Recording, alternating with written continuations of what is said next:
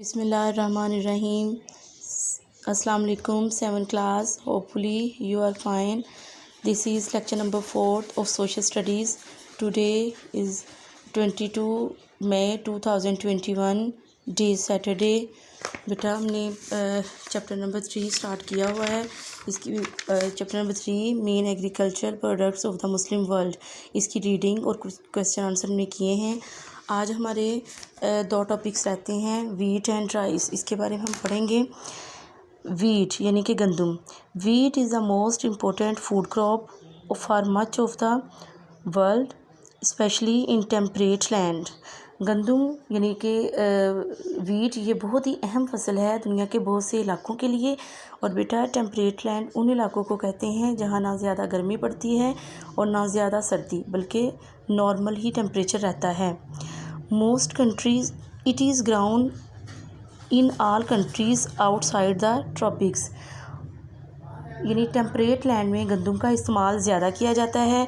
Most countries have to import huge quantities of wheat, but Pakistan and Turkey are among the very few nations that can grow enough to feed the whole of their population. यानी बहुत से ममालिक ऐसे हैं जिनको गंदम import करनी पड़ती है, लेकिन पाकिस्तान और तुर्की ये दोनों ममालिक ऐसे हैं जिनको अपनी यानी कि खुराक या अपनी ज़रूरत के बाद भी इनके पास इतनी गंदम बेटा बच जाती है कि वो ये गंदम जो है दूसरे इलाकों को भेजते हैं. इंपोर्ट का बेटा मतलब क्या होता है? इंपोर्ट का मतलब होता है यानी कि जो चीज़ हमारे मुल्क में नहीं है या हमारे उसकी मिकदार हमारे मुल्क में कम है, तो हम वो चीज़ दूसरे ममालिक से इंपोर्ट करते हैं, यानी उनसे हम मंगवाते हैं. और पाकिस्तान और तुर्की ऐसे ममालिक हैं जो गंदम अपनी ज़रूरत पूरी करने के अलावा दूसरे ममालिक को एक्सपोर्ट करते हैं. ना सिर्फ अपनी आवाम के लिए उनके पास काफ़ी होती है, बल्कि दूसरे ममालिक को भी वो सेंड करते हैं, एक्सपोर्ट करते हैं. These countries however find it difficult to compete with nations such as the USA का बेटा मतलब होता है United State of America, which has fields measuring many hundreds of hectares and gigantic machines of planting and harvesting. बेटा उन्होंने यहाँ पे ये कहा है कि फिर भी हम यूएसए यानी यूनाइटेड स्टेट ऑफ अमेरिका के साथ हमारा मुकाबला नहीं है, हम उनके साथ मुकाबला नहीं कर सकते.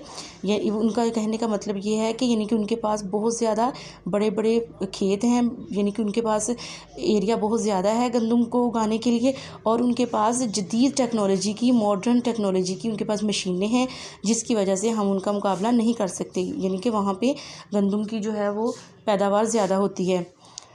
दी planting and harvesting. The Muslim world produces nearly 17% of the world's wheat. यानी कि जो मुस्लिम ममालिक हैं वो तकरीबन 17% गंदम जो है पूरी दुनिया की पैदा करते हैं. अब इसके बाद बेटा हम राइस की तरफ जाते हैं. राइस यानी कि चावल.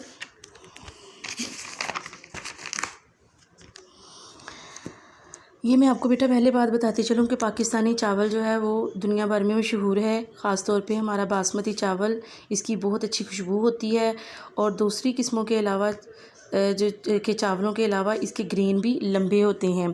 बेटा rice is the tropical equivalent of wheat and the amount grown is also about the same as wheat.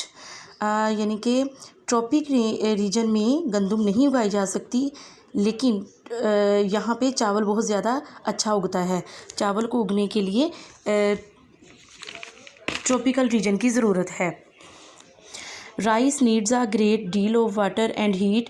चावल को उगने के लिए ज़्यादा पानी और हीट की ज़रूरत होती है. बेटा आपने अक्सर देखा होगा जब हमने चावल लगाए होते हैं स्टार्टिंग में, तो वहाँ पे कितना पानी होता है, उसके पौधे में कितना पानी खड़ा होता है. तो इस वजह से इसको उगने के लिए पानी की ज़रूरत होती है, ज़्यादा पानी की और हीट की. China and India are easily the largest grower of rice, producing about 2/3 of the world supply. यानी कि उसने कहा है कि चाइना और इंडिया जो है वो ये दो ऐसे ममालिक हैं जो पूरी दुनिया में 2/3 चावल जो है वो सप्लाई करता है. But the Muslim countries especially Indonesia and Bangladesh grow over 18% of the total. मुस्लिम ममालिक ख़ास तौर पर इंडोनेशिया और बांग्लादेश 18% पूरी दुनिया में चावल सप्लाई करता है, यानी 2/3 निकाल के फिर 18% जो है वो इंडोनेशिया और बांग्लादेश जो है वो चावल सप्लाई करता है पूरी दुनिया में। स्टूडेंट्स, अब हमारी इस चैप्टर की रीडिंग भी कंप्लीट हो गई है और अब हमने इसका एक क्वेश्चन करना है, क्योंकि क्वेश्चन नंबर 1, 2, 3 जो है वो मैंने आपको करवा दिए थे। आज हम क्वेश्चन नंबर 4 करेंगे।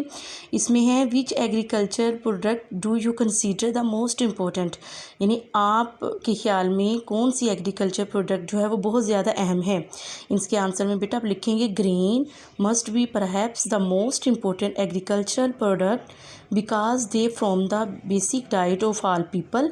ग्रेन में बेटा आएगा चावल और गंदम, यानी कि ये वो चीज़ें हैं जो ये सबसे अहम एग्रीकल्चर प्रोडक्ट्स हैं जो कि हमारे जो हर तमाम लोगों के डाइट का हिस्सा हैं। Moreover fibres are also important as everyone has to be cloth.